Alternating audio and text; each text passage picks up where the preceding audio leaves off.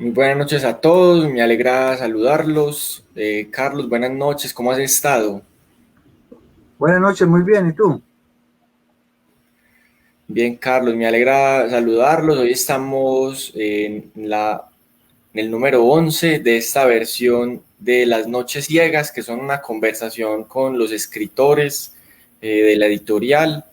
Me alegra mucho estar aquí con Carlos, con quien ya hemos publicado dos textos, Amelia de otros cuentos y Fuga de Ideas, que es otro libro de relatos. Vamos a conversar esta noche alrededor de tu obra y de todo un ejercicio que hay allí detrás de la escritura. Para mucha gente que de pronto no te conoce, cuéntanos un poco sobre ti, cuéntanos qué haces, qué estudiaste, dónde vives. Bueno, sí, empiezo diciendo que soy de Colombia, de aquí en Medellín. Nací en Medellín, casi que en el Parque Berrío. O sea, paisa de pura cepa con antecesores de completamente antioqueños. Trabajo como médico, soy médico, pero todavía no sé qué voy a hacer cuando sea grande. O sea, me gusta todo y nunca me decidí por la medicina como única opción, sino que me gusta saber de todo, aprender de todo. Soy un curioso y un explorador del mundo. Estudié en el Colegio San José, medicina en bolivariana, hice una especialización en administración hospitalaria, unos diplomados en cardiología, etcétera, y recientemente una especialización en epidemiología. Y soy escritor en el tiempo que me queda. Además de muchas otras cosas que hago, me gusta la docencia, me gusta de todo un poquito.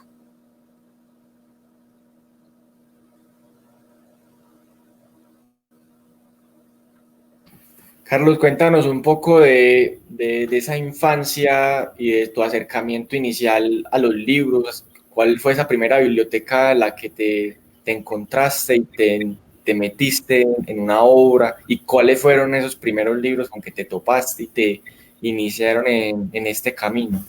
Ve, tengo tíos que eran extremadamente lectores, extremadamente hasta el punto de que eran obsesivos con la lectura. Mi primer libro, lo recuerdo mucho, fue la señorita Salgado, Clementina Salgado. Me gané un premio en el kinder, no recuerdo de qué, y me dio un librito que llamaba Senderos de Gloria. Todavía lo tengo.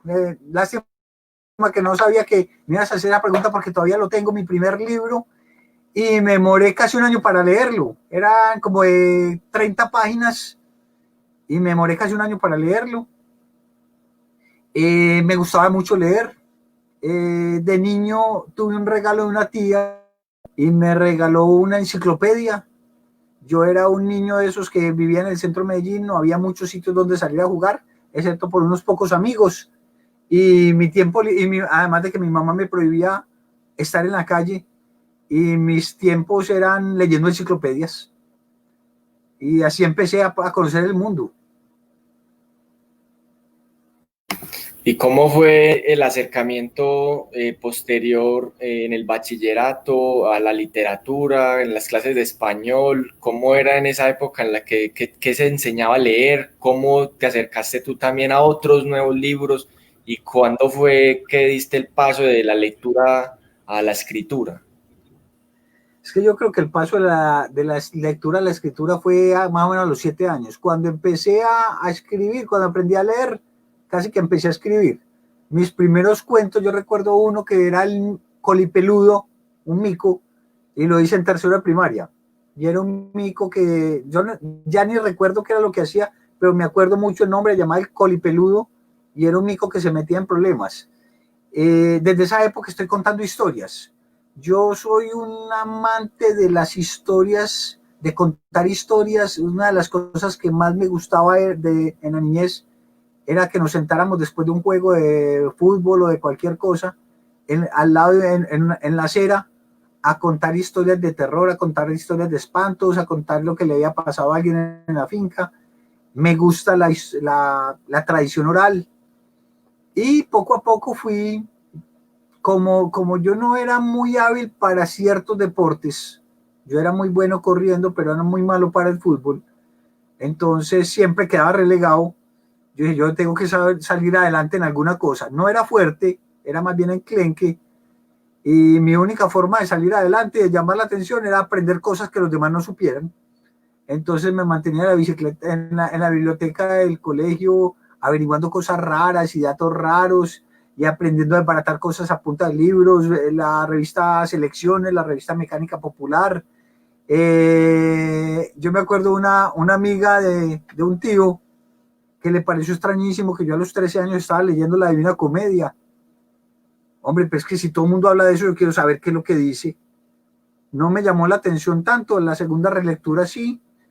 Saqué carnet de la Biblioteca Pública Piloto, yo era de los que semanalmente iba por 3 libros, siempre me leía 2 nuevos y uno lo repetía. Y me di cuenta que uno lee un libro a los 11 años, lo lee a los 14, lo lee a los 20, lo lee a los 50. Y son libros distintos. Tienen significados diferentes, tienen conocimientos diferentes, tienen lecturas diferentes. Entonces, como dice Humberto Eco, uno solamente vive una vida, pero si uno lee, puede vivir 1000 vidas dentro de una vida. Y yo me di cuenta de eso. Entonces, a la par que iba leyendo, iba también escribiendo. Escribía historias, escribía cuentos y poco a poco me fue pegando la enfermedad hasta que ya se volvió crónica e incurable. Carlos, ya háblanos un poco de esa etapa universitaria de estudiar medicina, que desde el siglo XIX los grandes intelectuales que estudiaban o derecho o medicina o periodismo siempre tenían a la par esa vena literaria. Los médicos antioqueños, Argos y hay Jorge Franco, hay una gran estirpe allí de escritores muy importantes y muy inteligentes en el acto, no tanto del poema, sino más del cuento y de la novela. ¿Cómo fue ese ejercicio tuyo de estar estudiando un saber que es tan práctico y del que se aprenden tantas cosas de la vida cotidiana y que sirven para narrar el mundo? Mira, eso que mencionas me lleva a una cosa. Hace unos 2 o 3 años escribí un cuento, un libro pequeñito que se llama La historia clínica desde la perspectiva del cuento literario. Y es que la historia clínica tal como la conocemos es un cuento. Nosotros estamos acostumbrados a que el médico hace una historia clínica y el médico lo que está haciendo es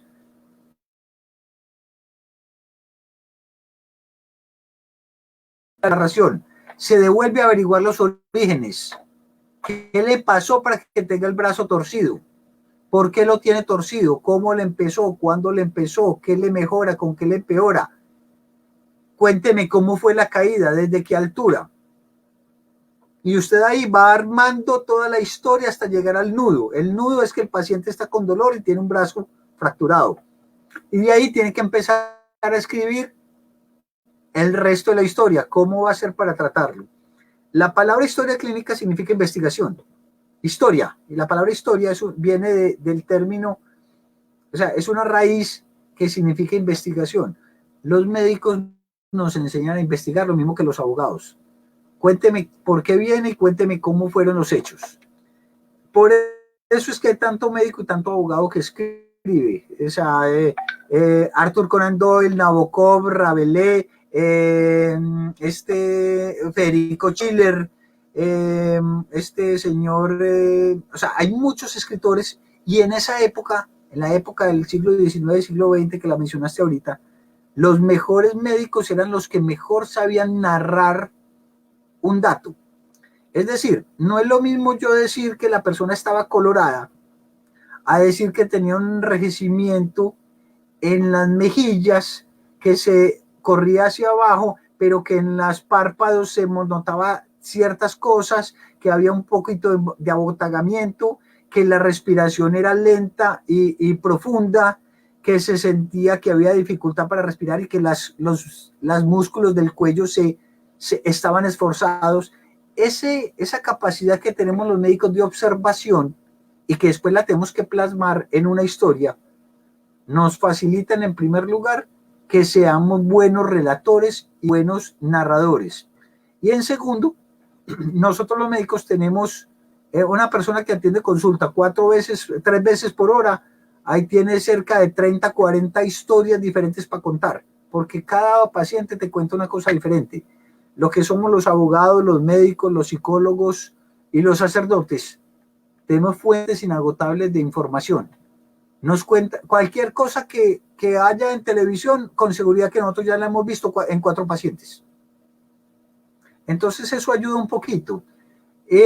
Yo no sé hasta qué punto es que el médico sea buen escritor o que los buenos escritores queramos ser médicos. Entonces, uno dice, hombre, ¿qué afinidad hay? Primero, un amor por las historias.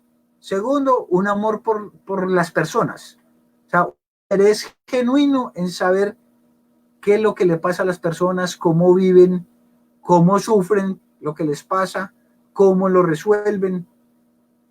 Y segundo, la capacidad de poder describir cualquier cosa. Uno lee una historia clínica del siglo XVIII, XIX y es una descripción perfecta que le permite a uno, sin ver la persona, saber qué enfermedad tiene.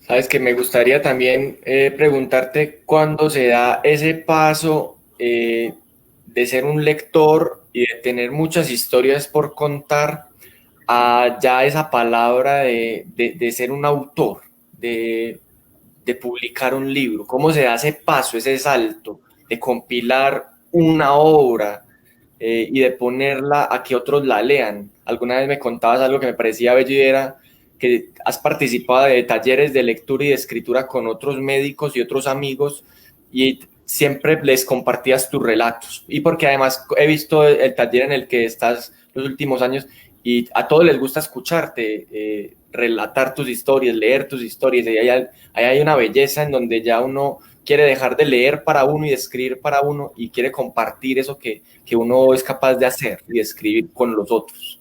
Sí, yo creo que los primeros cuentos que yo compartí estaban en el bachillerato. Yo escribía mis historias, las pasaba a una máquina física y me tocaba hacerlo con papel carbón, 2 o 3 papeles carbones, porque en esa época apenas llegando la fotocopiadora, se usaba el stencil cuando yo estaba en primaria, después llegó la fotocopiadora cuando estaba ya terminando la primaria. Y había amigos que me decían, hey, regálame esa historia que escribiste. Y yo les regalaba la fotocopia. Poco a poco empecé a escribir hasta que una vez estaba de novio con Marina, mi esposa, y ella, una vez le pasé los cuentos míos y ella me los mandó empastar en un argollado. Y yo dije, se ve bonito el librito. Y a partir del momento dije, bueno, ¿y por qué no puedo escribir un libro yo? Seguí compartiendo mis historias, la gente me decía, hey, ¿qué tenés nuevo para leer?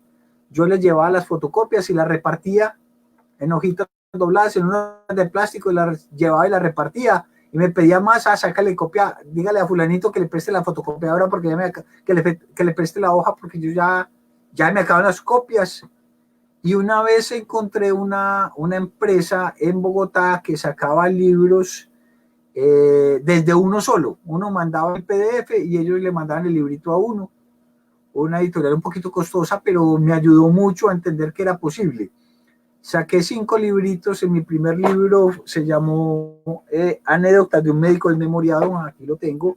Es este libro. Lo saqué 5 libritos. Los repartí a la familia, se los di a 2 amigos. Y al día siguiente ya tenía un encargo de 15. Entonces saqué los 15 y no, venga, necesito más y tenía 50 y va más de 300 que se han vendido de ese librito y uno dice, hombre, es posible. A raíz de eso, mis turnos eran como médico, yo llevo casi 30 años, llevo 30 años ejerciendo, pero fueron 25 años haciendo turnos, entonces nunca me podía meter a un taller de literatura, nunca podía participar en nada, una clase, porque hoy podía trabajar de noche, mañana podía trabajar por la mañana, al día siguiente por la tarde, y eran turnos que no eran fijos, entonces yo no me podía inscribir a nada. Y un día en la clínica me dio la posibilidad de coordinar el servicio de urgencias, y yo dije, hombre, puedo sacar un tiempo, cierto día a la semana puedo sacar 2 horitas, y me metí a un taller con el profesor Memo Ángel en Bolivariana. Me gustó, y después ese taller se acabó, se cerró el curso, y después la Cooperativa Médica Comedal sacó un taller de literatura dirigido por el profesor Luis Fernando Macías. A ambos les debo prácticamente todo, y con ellos empecé a asistir, primero con el profesor Memo Ángel, después con Luis Fernando Macías, y empecé a asistir. Ahí fue cuando me di cuenta que yo no sabía escribir. Los primeros 3 libros que yo había sacado antes de ir al taller, y después uno los coge y uno dice, yo sí escribía muy mal, la redacción pésima, la sintaxis pésima, repetía las ideas, pero a la gente le gustaba, porque trataba siempre que las historias fueran fantásticas y de jugar con el lector. Es decir, que el lector trate de adivinar cómo va a terminar el cuento, y a ver si es capaz de adivinar cómo lo voy a terminar yo. Y ahí voy, ya van 6 libros publicados propios. He participado ya en varias antologías, una de ellas con fallidos editores, el libro Sumergirse, que quedó una belleza. Y ahí vamos. Hace poquito, esta semana salió otro que me invitaron a participar en otro libro sobre consejos literarios. Yo no tengo idea de dar consejos, pero sí me la gozo, entonces doy los consejos más extraños del mundo, y al final concluyo, después de los 25 consejos, que si a alguien le funciona, que me avise para yo seguirlos. Y ahí vamos. Sabes que siempre me ha gustado mucho ese relato tuyo de el encuentro en los talleres literarios, porque en primer lugar, claro, conozco también a Memo Ángel, que fue profesor, y conozco que es un incitador de historias, y conozco a Luis Fernando, que es alguien que escucha muy bien, que lee muy atentamente lo que está ante sus ojos. Y ahí era donde te quería preguntar, ¿cómo es? Cuéntanos un poco ese encuentro con otras personas que también escriben, para ayudarse entre todos a pulir, para entender mejor las historias y hacer que incluso el escritor termine entendiendo mejor lo que quiere decir, que eso es muchas veces lo que he visto que sucede. Y cómo es ese ejercicio de compartir uno sus relatos antes de que sean un libro, y qué tanto se transforman en esos talleres tus propios relatos. Sí, a ver, cuando uno escribe tiene 2 opciones: o lo guarda para uno o se lo muestra a alguien. Generalmente uno siempre empieza mostrándolo a las personas de confianza, y llega un momento en que ya los convierte en víctimas. Yo tengo la costumbre de escribir 3, 4 cuentos, no, o sea, al mes pueden resultar 15, 20, 30 cuentos.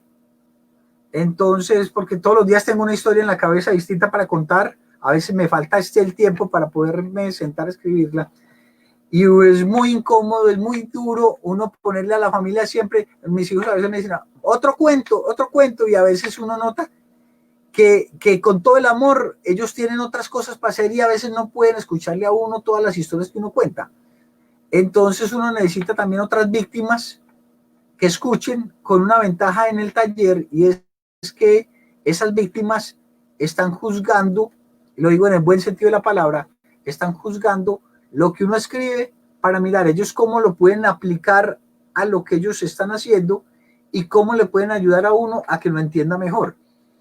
Hace poco escribí un cuento de una familia que está en un parador, y cuando se van a montar el carro encuentran una cruz metálica invertida frente al carro, y empieza toda la pelotera de cómo es que les quieren hacer un maleficio, y buscan la forma de deshacer el maleficio para poder seguir su camino a la costa.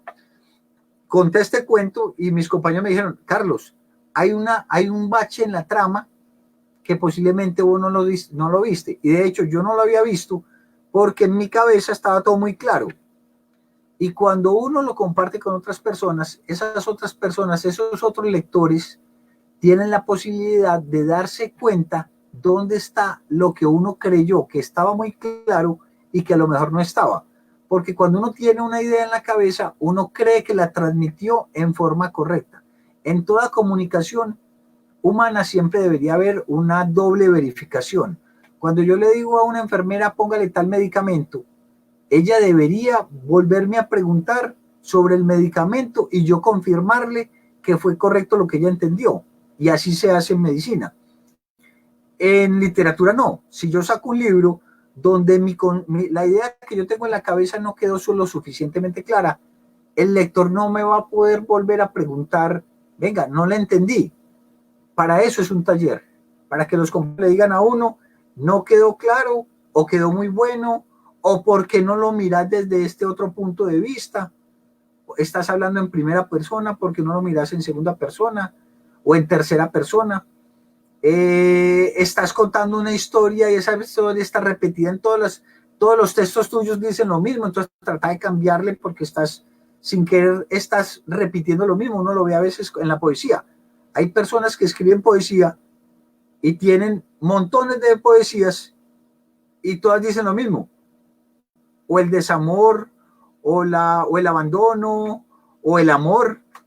Pero el taller sirve para eso, para uno verse reflejado en los demás y tener lectores con conocimientos, con actitudes que te pueden decir a vos, vas bien, o revisa eso, que eso no funciona. Yo aprovecho inclusive para agradecer a todos los compañeros del taller, me imagino que están aquí presentes, porque sin ellos posiblemente yo seguiría escribiendo igual de mal que como lo hacía en los primeros 2 o 3 libros que tuve. Carlos, cuéntanos un poco cómo es esto de escribir tantos cuentos como nos has dicho y elegir empezar a tener unas obras, a ponerles un título y a elegir publicarlas.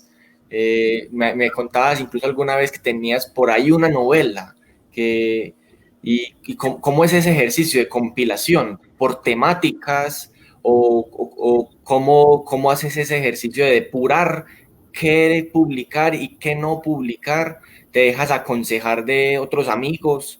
¿Cómo vas eligiendo el siguiente libro?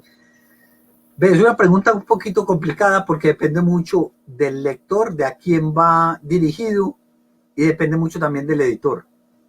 Hay editoriales que tienen una línea editorial específica, entonces dice, hombre, yo quiero que sea cuento fantástico, yo quiero que sea poesía romántica, yo quiero que sea esto. Entonces ya uno tiene que saber cómo sopesa lo que tiene.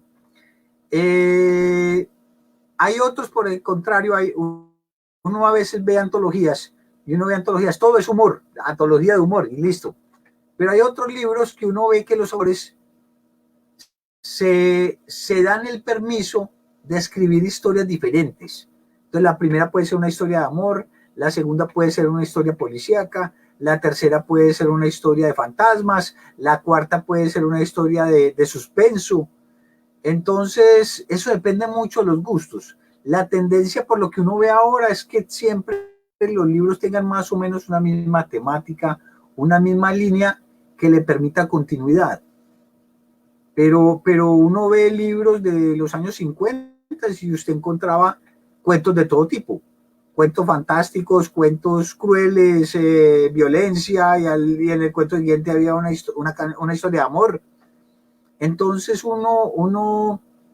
a ver, yo realmente cuando los escojo, por ejemplo, cuando los voy a poner a consideración de alguna editorial o cuando voy a participar en algún concurso, siempre trato más o menos de que tengan una temática similar con el fin de que la gente, de pronto, que sea más benévolo el lector frente a eso. Porque cuando uno va a participar, por ejemplo, en una antología con 2 o 3 cuentos y hay más compañeros participando, uno sabe que cualquier cosa puede haber ahí. Pero el que quiere comprar un libro de historias fantásticas, no te va a permitir una historia de amor ahí metida que no tiene nada que ver con lo fantástico. Entonces siempre trato como de darle esa temática, y vos sabes que a mí lo que más me gusta, pues, o por lo menos lo que más disfruto es el tema de la literatura fantástica y de suspenso.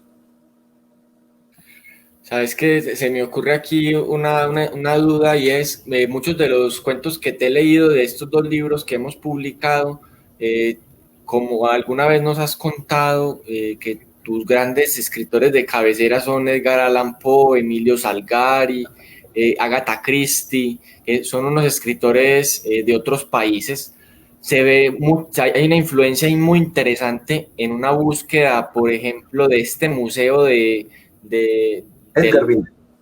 de Edgarsville, eh, de unos temas que también son extranjeros. Pero ¿cómo te ha ido también un poco con pensar una literatura y unos relatos mucho más cercanos o más colombianos o de temas de acá de estos lados? ¿Cómo es esa elección de los temas, de los personajes, de los nombres en ti?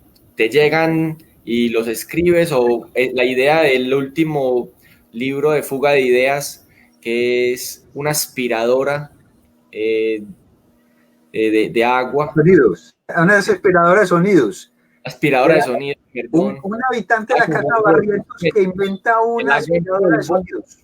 estaba confundiendo el cuento del agua en polvo y de la El agua en aspiradora polvo. de sonidos, que son estos dos, claro, es una ciencia ficción, es fantasía, y has pensado de pronto algo con temas colombianos, Sí, con de temas. hecho, tengo varios temas, tengo varios cuentos con temas colombianos, tengo una novela grande que estoy contando la historia de Medellín, eh, va muy adelantada, lo que necesito es tiempo para poder terminar de pulirla, y es la historia de Medellín, o sea, tiene una temática de todo, tiene, es una novela policíaca, al mismo tiempo tiene algo de romance, tiene historia, y es la historia de Medellín desde los fundadores, desde Gaspar de Rodas, que era el dueño de todo esto, el gobernador de Antioquia, Jerónimo Luis Tejelo, y cuenta la historia de Medellín desde el punto de vista de una conspiración que hay en la ciudad hace 200 años.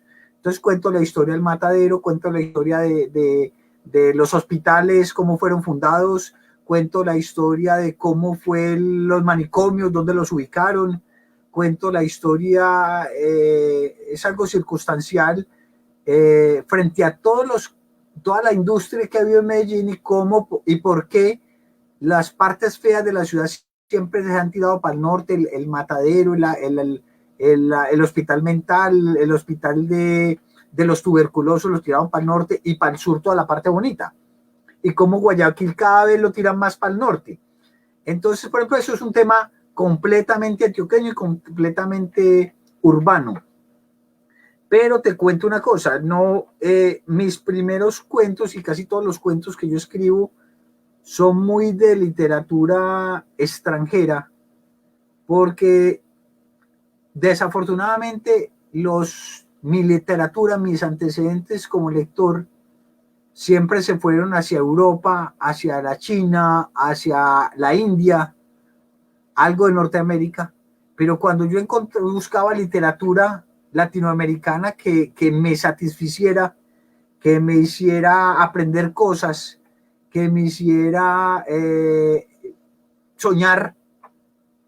El boom latinoamericano no es un boom soñador, es una literatura que es de violencia, es una literatura que es de pobreza. Uno se lee Guasipungo de Jorge y Casa y se pone a uno a llorar, uno lee Siervos sin Tierra y uno dice, esto no es lo que necesitamos. Colombia necesita empezar a soñar y necesita dejarte decir, hombre, tenemos una realidad, y la realidad la leemos en los periódicos, la vemos en los noticieros de la televisión, la sentimos cuando salimos a la calle, la vivo todos los días cuando recibo pacientes en las clínicas. Y yo creo que ese es el problema. Nos han enseñado que esa es nuestra realidad y nunca nos han enseñado una realidad externa donde podemos vivir otras cosas diferentes. Nosotros nunca nos han enseñado que podemos inventar cohetes, nunca nos han enseñado que podemos ir a la luna, porque siempre lo que leemos es el olvido que seremos, no servimos para semilla, no nacimos para semilla. Hombre, esa es la literatura que le estamos dando a nuestros hijos, ese es con lo que tienen que soñar ellos y esas son las expectativas que tienen. No les estamos mostrando otra realidad diferente, no les estamos poniendo a soñar, no les estamos dando la opción de que piensen en un futuro diferente, porque les están diciendo, esta es su realidad. Hombre, para ver la realidad no es sino que lean el periódico. Es que el periódico te muestra dónde estás, pero la literatura nos puede mostrar a dónde queremos llegar.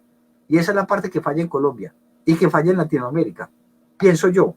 Yo sé que hay gente que puede estar en contra de eso, pues de esa posición, pero por lo menos eso fue lo que yo me encontré en mi adolescencia y mi juventud. La literatura latinoamericana, con excepción de Felisberto Hernández, con excepción de unos poquitos, es una literatura que es, usted está fregado, entienda por qué está fregado y entienda que ese es su pasado y ya no lo puede cambiar y ahí se tiene que quedar. Y no te permiten soñar.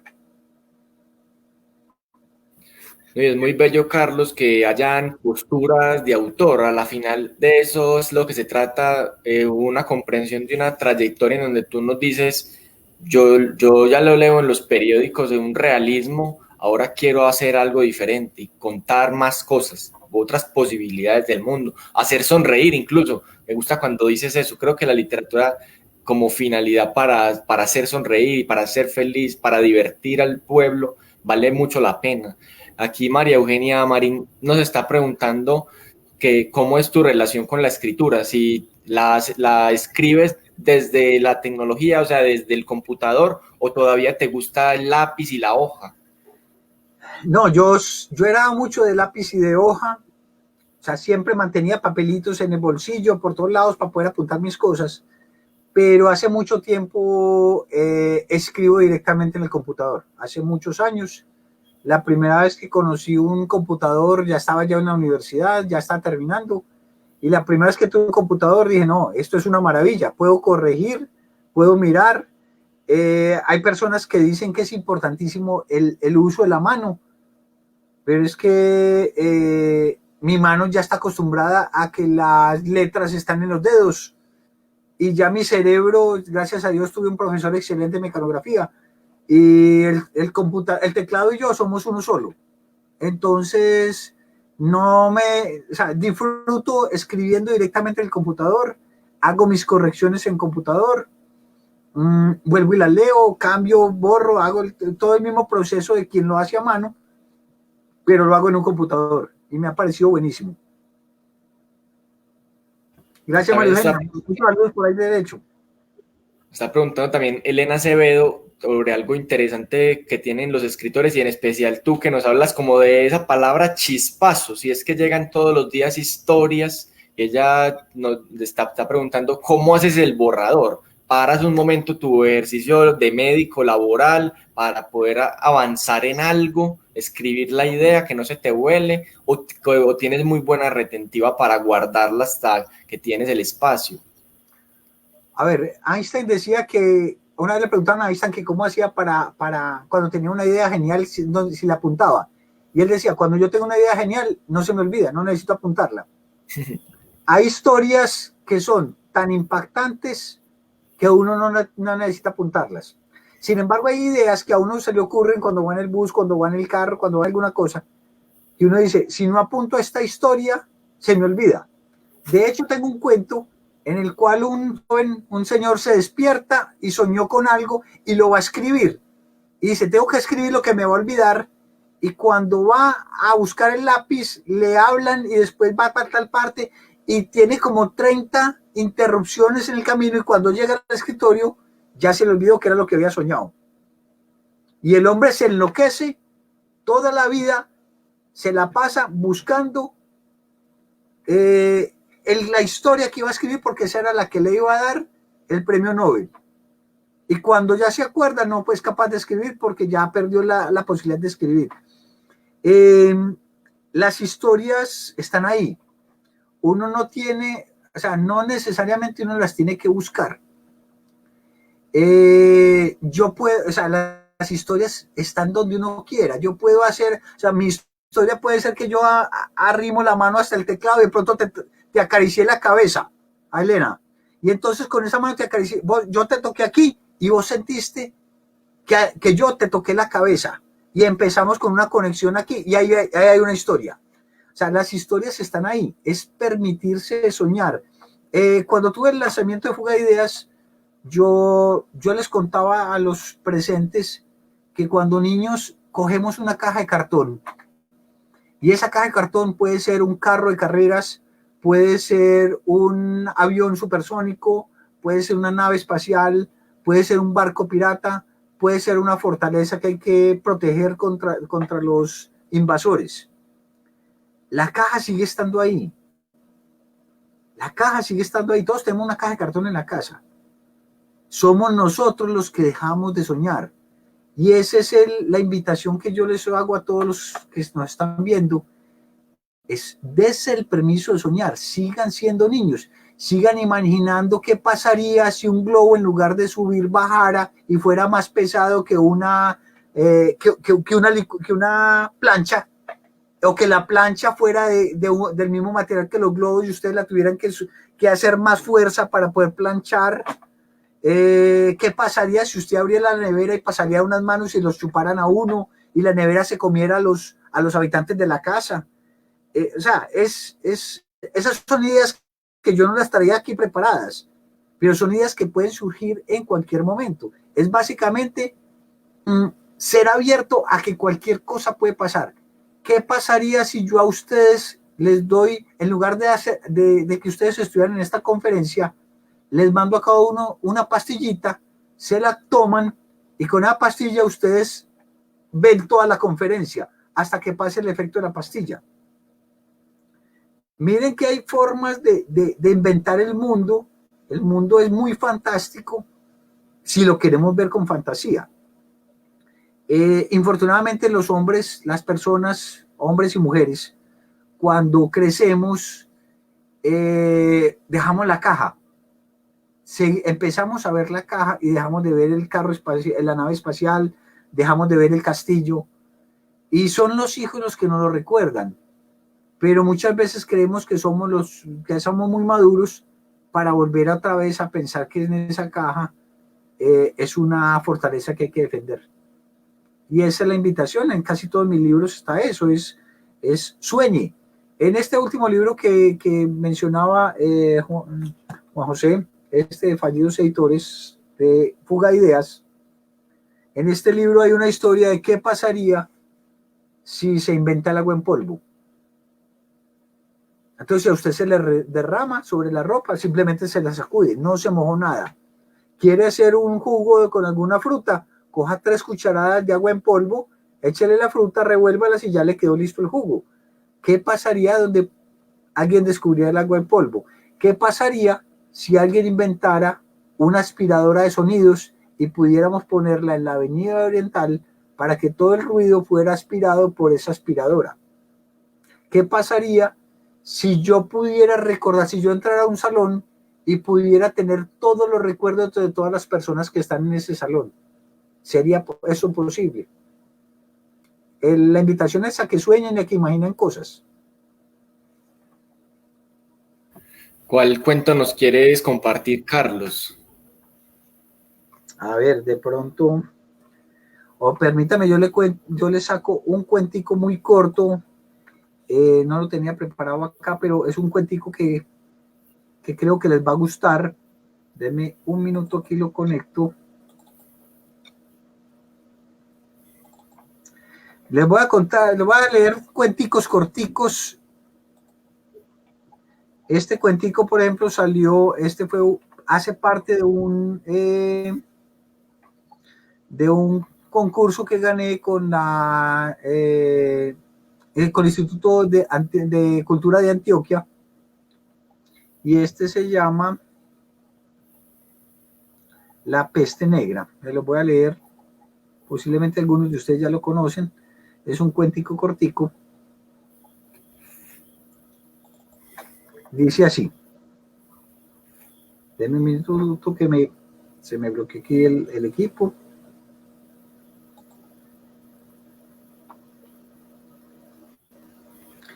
Bueno, la peste negra. La peste había llegado por el mar y entró al país para quedarse. Las ciudades caían por decenas. Nobles y campesinos morían por igual. La gente de las ciudades veía cómo la muerte se llevaba a sus familiares y luego regresaba por ellas. Algunas ciudades levantaron empalizadas y construyeron murallas para evitar que la muerte entrara a sus casas. Entonces el rey y sus cortesanos se aprovisionaron de víveres y decidieron cerrar el acceso al castillo. Con grandes vigas y largos clavos aseguraron todas las puertas. La madera de las mesas sirvió para tapar cualquier ventana al exterior. No dejaron ningún resquicio por donde pudiera entrar la muerte. Adentro, iluminados con velas y antorchas, el rey y sus cortesanos comenzaron a bailar, a beber y comer hasta hartarse, convencidos de que la muerte no podía entrar al castillo. Después de unas semanas, la alegría se volvió aburrimiento. A los pocos días de desenfreno siguieron otros de tedio y tristeza. Estaban cansados de sentirse encerrados. Todos murieron adentro. Sin embargo, la muerte nunca entró al castillo. Por una rendija, sin que nadie se diera cuenta, se les había escapado la vida.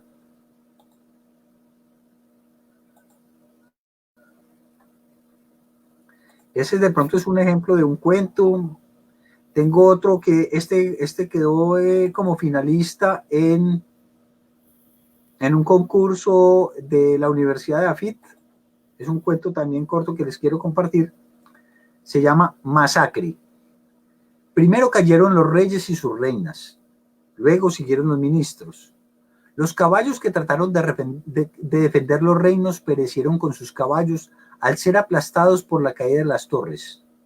Los siervos lucharon con denuedo hasta ser vencidos. Ninguno sobrevivió.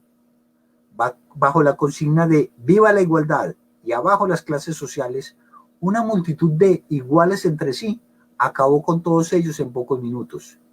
Y todo ocurrió porque alguien desprevenidamente mezcló en el mismo cajón las figuras del ajedrez, las fichas del juego de damas y un solo tablero.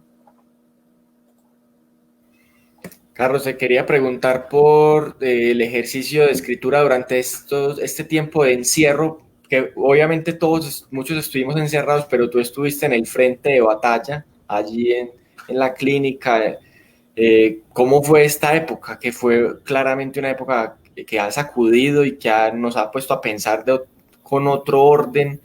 ¿Qué fantasías pudiste imaginar durante estos meses? Que todavía estamos en vilo y que me gusta tu postura acérrima sobre la pandemia y desde tu visión.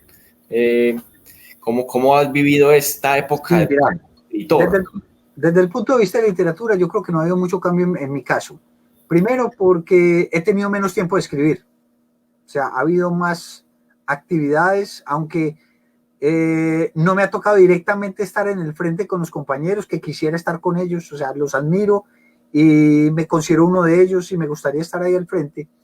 Esta pandemia ha implicado mayores retos para las instituciones y como estoy en este momento en un área administrativa, hay mayores retos para resolver, entonces ha implicado menos tiempo para escribir.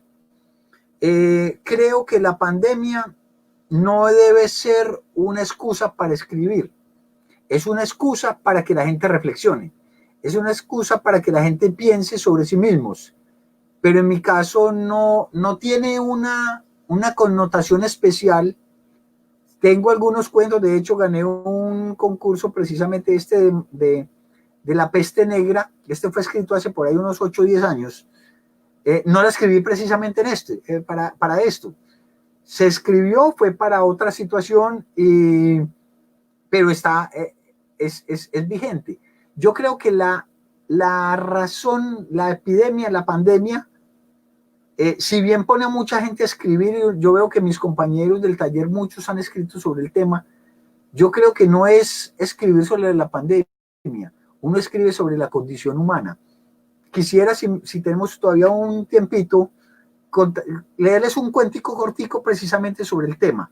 Y miren que no hablo de la pandemia, denme un minutico,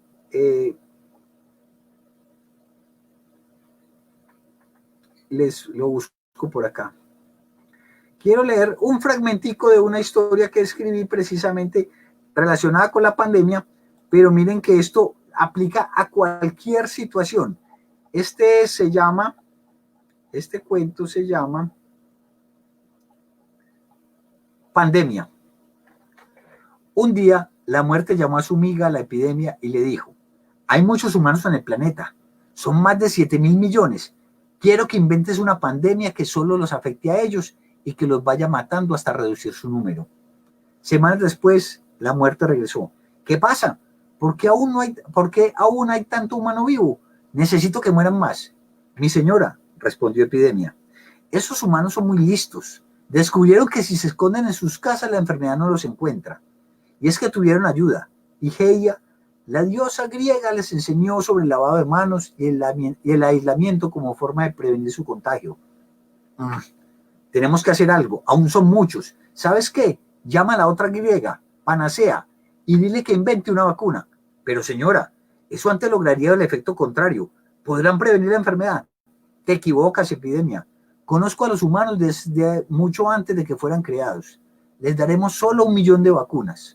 Con la ayuda de egoísmo y miseria, ellos mismos se matarán entre sí por conseguirlas. Y si no funciona, ¿qué tal si Panacea decide hacer vacunas suficientes para todos los humanos? Entonces les enviaremos a la mentira y la ignorancia. Los mismos humanos se encargarán de que nadie se vacune. Morirán de todos modos. Mira que esta historia puede ser aplicada en cualquier momento. La literatura, el escribir puede ser una forma de desahogo, y es lo que está pasando en este momento en la pandemia. Todo el mundo se desahoga con los sentimientos, con los miedos, con las frustraciones, con las expectativas. Pero yo creo que no es el punto. O sea, a partir de este momento van a haber libros y libros que van a contar cómo la gente vivió esta época. Yo creo que lo que debe hacer es saquemos la condición humana. Yo aquí no estoy hablando de esta pandemia en especial. Estoy hablando cómo el miedo puede matar gente. Estoy matando cómo la mentira puede matar gente. Cómo la gente pelea cuando hay una solución y pelean por las vacunas. Y eso no es en este momento. Esto fue en la epidemia de 1918. Esto fue en la Edad Media. Esto fue en la gripa, en la época del cólera, que la gente se moría era por ignorancia. La gente, imagínense en este momento la gente todavía tomando cloro, que es un desinfectante, convencidos de que eso les va a quitar el virus. O consumiendo bebidas muy calientes, que porque eso les va a matar el virus, y lo que están haciendo es quemándose la garganta. La ignorancia siempre va a estar, y esa es la enemiga. La epidemia en sí no es más. La epidemia es una amiga de las personas cuando uno la entiende. La enfermedad nunca ha sido nuestro enemigo.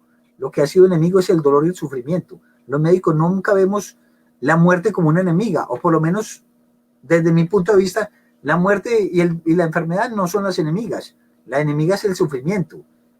Enséñale a la gente a vivir la enfermedad que tiene si no es curable, o ayúdesela a curar. Enséñele a vivir bien para que la muerte no sea horrible. Pero yo creo que esta pandemia nos cogió en una época en que todavía no hemos aprendido a vivir. Y infortunadamente uno ve que la gente no ha reflexionado sobre el verdadero sentido de esto que nos está pasando. Hombre, aprendamos a vivir, a convivir, aprendamos a ayudarnos mutuamente, que si alguien no puede salir de la casa porque tiene una enfermedad, ¿cómo lo vamos a rodear para que pueda recibir su alimentación sin tener que ir a exponer a más personas? Eso es lo que no hemos aprendido con esta pandemia, y es lo que deberíamos aprender. Carlos, ahora cuando mencionabas que habías hecho unos primeros ejercicios de publicación y que gracias a que ya tenías un poco más de tiempo y tenías unos compañeros y unos talleres muy valiosos, habías aprendido algunas cosas. ¿Qué crees tú que es lo que aprendiste o que podría alguien aprender al ir a estos talleres? ¿Qué herramientas fueron las que tú consideras que adquiriste para decir, wea, yo esos libros eran muy malos, ahora tengo un poco más de elementos para escribir mejor? ¿Cuáles son esos elementos? Lo primero es que para uno poder aprender a escribir, tiene que aprender a hablar a escuchar y a leer. Primera cosa. Te voy a contar una historia muy graciosa y los compañeros que están visitándonos les va a dar risa. El primer día que me presenté en el taller, les dije a todos que yo estaba allá para escucharles las historias y para ver cómo las podía escribir mejor. Todos me miraron feo y todos me miraron como quien dice, este nos va a robar las historias. Pero es que yo creo que cuando uno ve una película, uno dice, hombre, yo esa película hubiera dado un final diferente. Yo esa película hubiera hecho que el protagonista le pasara tal cosa. O hubiera hecho que no se enamorara. O hubiera hecho que en esa película los dos protagonistas se hubieran enamorado y se hubieran terminado casados.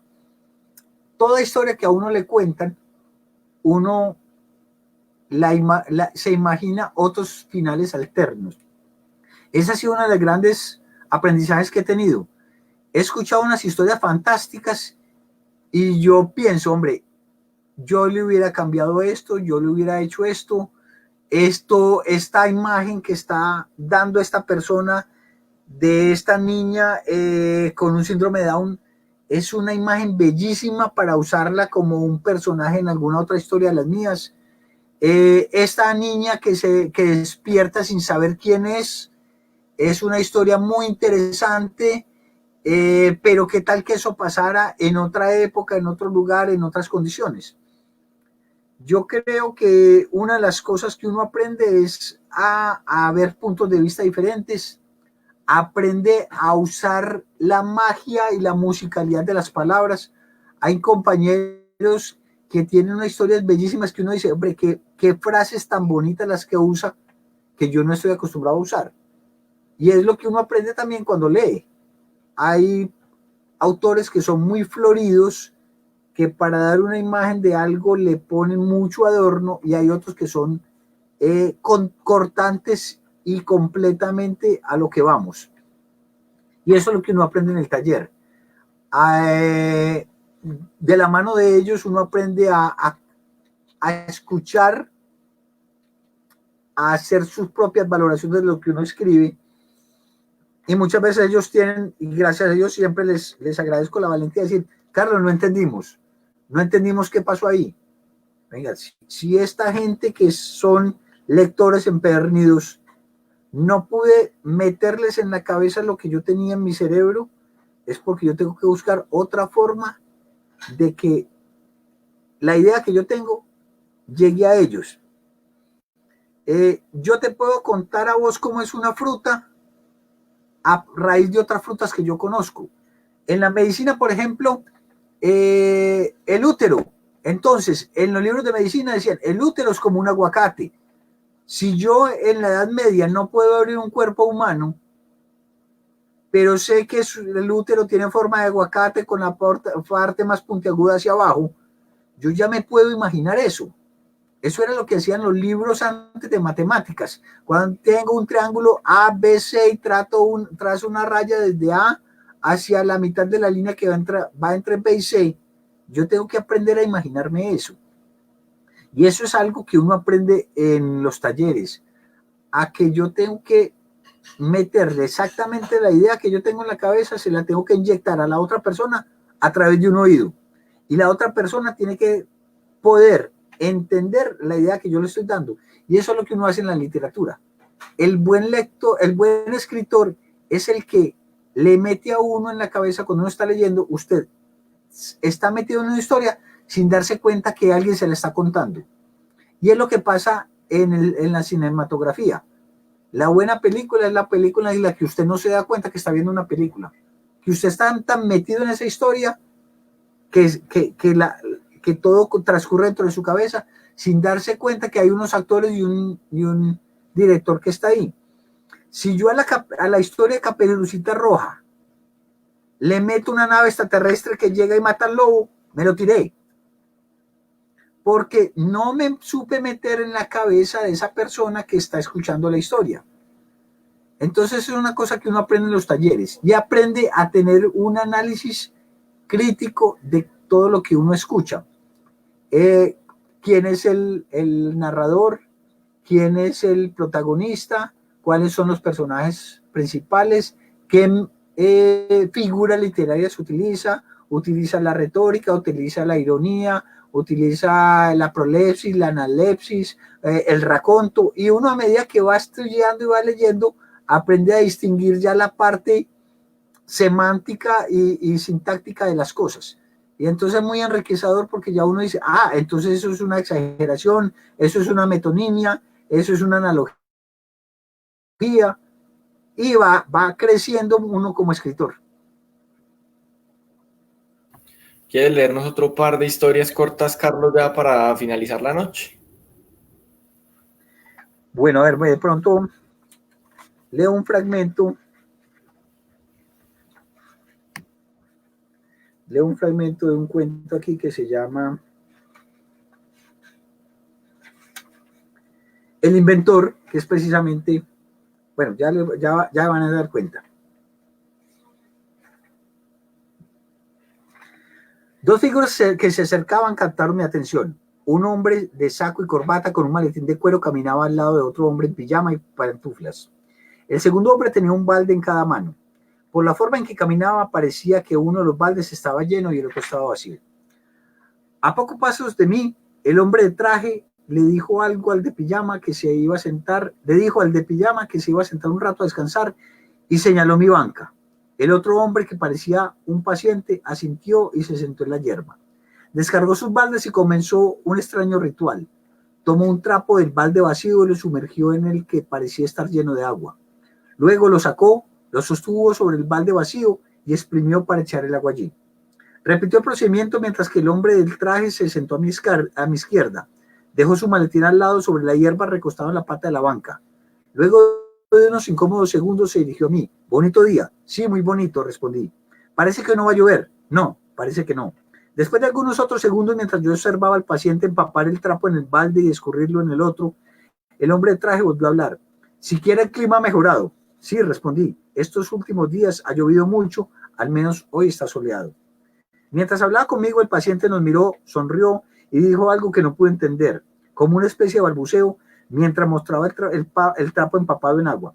El hombre que estaba a mi lado lo animó a continuar. Muy bien, lo estás haciendo muy bien. ¿Es familiar suyo?, pregunté en un acto de indiscreción. No, no somos familiares. Perdone, no quise molestarlo. No, no me molesta para nada.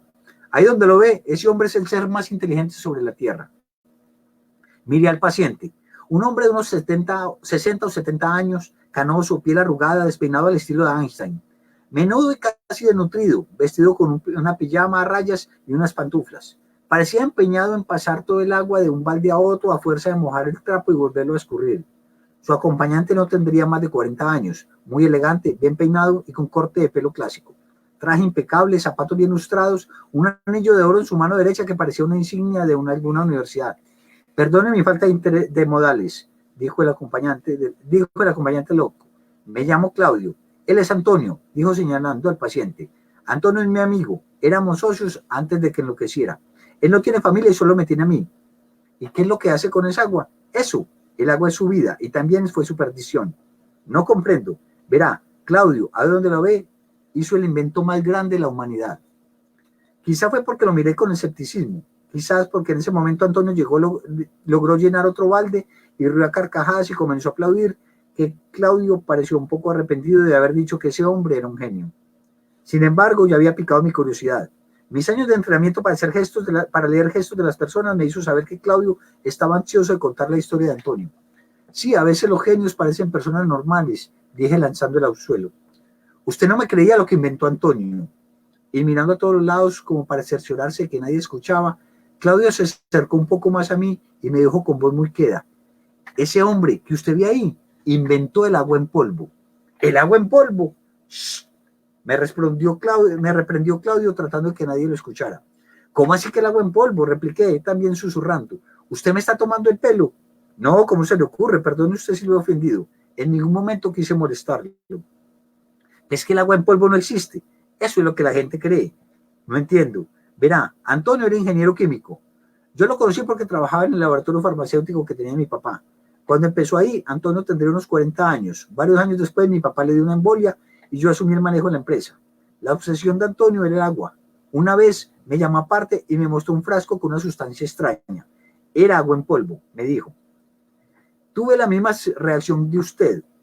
Sin embargo, cuando vació ese extraño polvo en un vaso y lo toqué con los dedos, quedé maravillado. Era la cosa más extraordinaria que jamás hubiera visto en mi vida. Agua en polvo. Eso resolvería todos los problemas del mundo. Yo creo que ahí podemos dejar. Ahí quedan con la inquietud de qué pasó con el agua en polvo y con el inventor. No, muchas gracias, Carlos, por primero aceptar la invitación y venir a conversarnos sobre tu vida y tu trayectoria, que es muy valiosa y meritoria en el ejercicio de compartirnos esa búsqueda por la fantasía, como una recuperación de lo primigenio de la literatura y es los mitos, la fábula, las historias humanas. Entonces, eso, agradecerte que hayas aceptado esta invitación, que nos hayas compartido en tu voz muchos de los cuentos, algunos inéditos incluso. Ahí están tus libros para quien quiera conseguirlos. Puedes escribirle a Carlos o puedes escribirle también a la editorial. En algunas librerías del país también están Amelia y Fuga de Ideas. Muchas gracias de nuevo a todos los que estuvieron ahí presentes, compartiendo y conversando y felicitando y riéndose, porque de eso se trata también es la literatura. Espero que nos veamos pronto, Carlos, ya presencialmente, que esto sea una excusa para que la conversación continúe. No sé Claro si que quieres sí. agradecerle tú también a todas las personas que estuvieron ahí conectadas. Claro que sí. En primer lugar, muchas gracias. Te agradezco mucho por la invitación. A Fallidos Editores, siempre por el apoyo que ha sido incondicional cada vez que he estado con ustedes. A todos los amigos y a todos los que estuvieron presentes, muchas gracias por haber estado con nosotros. Espero que hayan pasado un rato bien agradable. Espero que queden bien motivados a seguir soñando.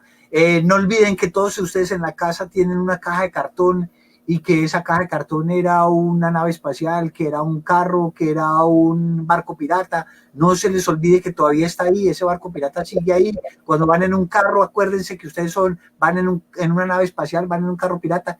Dense el permiso de soñar, de seguir soñando, de imaginar un mundo mejor. Estamos en un mundo que a veces parece cruel, pero realmente es el mejor mundo posible y aprovechenlo y disfrútenlo. Muchas gracias. Gracias, Carlos. Saludos a tu familia y espero que nos veamos muy pronto de nuevo en la Biblioteca Piloto, que nos ha recibido ya para seguir conversando y compartiendo Sí. literatura. Muchas gracias. Una feliz noche a todos. Gracias.